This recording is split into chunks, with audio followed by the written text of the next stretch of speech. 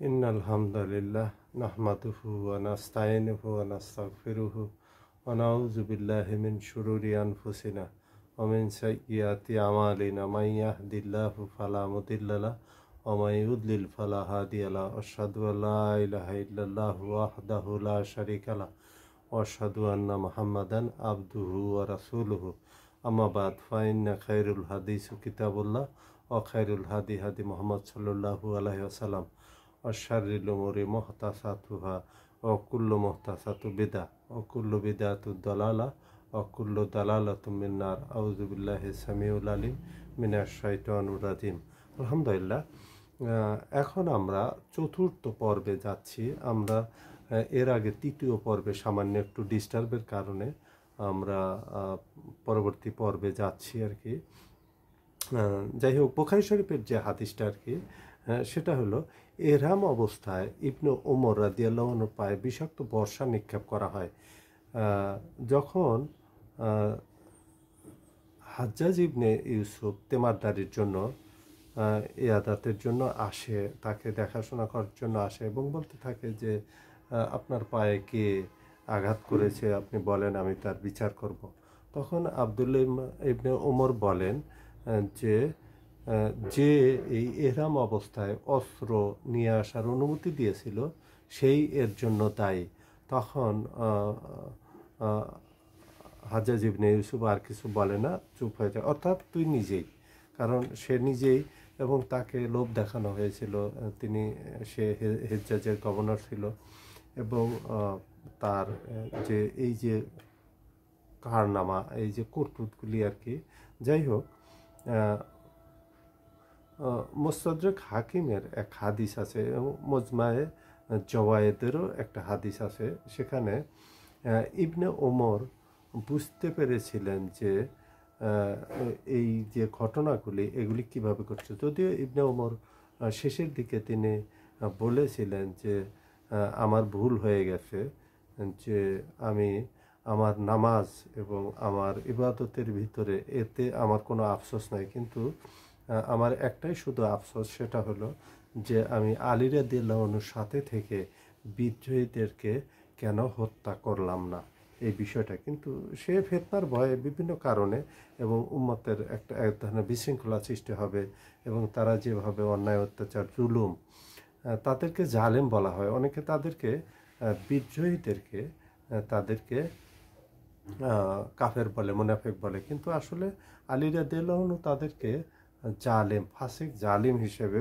আখ্যায়িত করেছেন। তারা জুলুম করেছে অবশ্যই, আলেবায়দের সাথে যারা এগুলি করেছে, সাহাবায়ে কেরামদের সন্তানদের সাথে যারা এগুলি করেছে এবং সাহাবাদের সাথেও যে এগুলি করেছে, তারা মুসলমান হয় মুসলমানের, তারা অবশ্যই জুলুম করেছে, জালেম, এতে কোনো সন্দেহ নেই। এবং আম্মার রাদিয়াল্লাহু আনহুর যে হাদিসটাকে 2812 বুখারী শরীফে সবাই জানে এই হাদিসটা আর কি, যে আম্মারকে এক বিদ্রোহী জামাত কাতেল করবে, আম্মার তাদেরকে জান্নাতের দিকে আহ্বান করবে, তারা তাকে জাহান্নামের দিকে ডাকবে।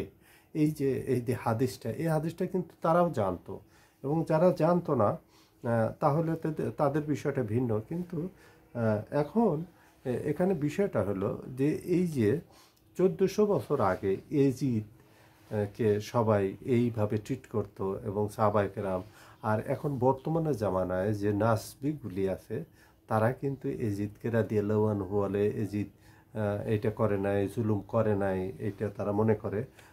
তো এটা স্বাভাবিক, যে যার নুন খায় তার গুণগান গেতেই হয়।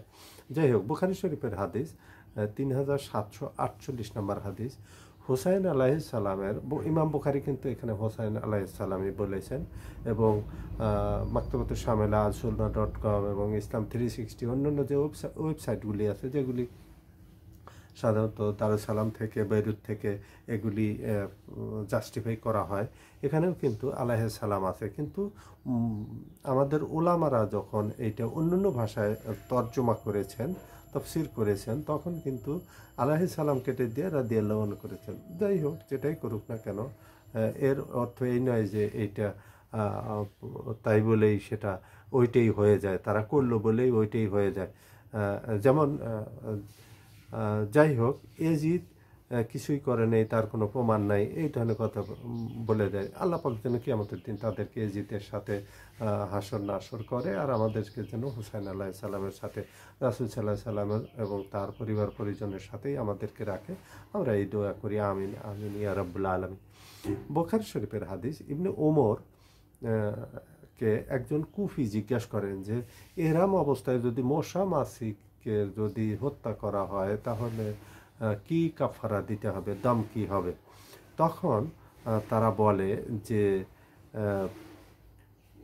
যারা রাসূল সাল্লাল্লাহু আলাইহি সাল্লামের পরিবার পরিজনকে হত্যা করেছে এবং যারা ফুরাত নদীতে রক্তে রঞ্জিত করেছে, আর তারা মশা মাছি নিয়ে পড়ে আছে, আমি নিজে রাসূল সাল্লাল্লাহু আলাইহি সাল্লামের মুখে শুনেছি হাসান এবং হুসাইন আলাইহিস সালাম আমার দুটো ফুল। রাসূল সাল্লাল্লাহু আলাইহি সাল্লাম খুবই পছন্দ করতেন এবং খুবই ভালোবাসতেন, এবং তারা জান্নাতি নওজওয়ানদের যে সর্দার, জান্নাতি যুবকদের যে সর্দার, সেটা সূরা আল ইমরান 103 নম্বর আয়াত আর কি। সেটা হলো যে ওয়া তাসিমু বিহাবলিল্লাহি জামিয়া ওয়ালা তাফাররাকু। আসলে তোমরা আল্লাহর রশিকে শক্ত করে ধরো, তোমরা ফেরকায় বিভক্ত হয়েও না। এবং গাদির খুনের যে হাদিসটা, সেখানেও কিন্তু আল্লাহর কিতাবের কথা বলা হয়েছে, এবং আরাফাতের যে খুতবাগুলি, সেখানেও মিনা যে খুতবা দিয়েছেন রাসূল সাল্লাল্লাহু আলাইহি সাল্লাম, সেখানেও কিন্তু আল্লাহর কিতাবের কথাই বলা হয়েছে। অথচ উম্মতটা আল্লাহর কিতাবকে শক্তভাবে ধরেছিল না, আহলে বায়াতকে তারা ছেড়েছিল। এই যে উম্মতের যে দুর্দশা, আজ পর্যন্ত কিন্তু উম্মত কিন্তু এই এক ইমামের উপরে, এক খলিফার উপরে, এক নেতার উপরে মোত্তাফাক হতে পারে নাই। এই জন্যই কিন্তু ইসলামের এতগুলো বিভক্ত।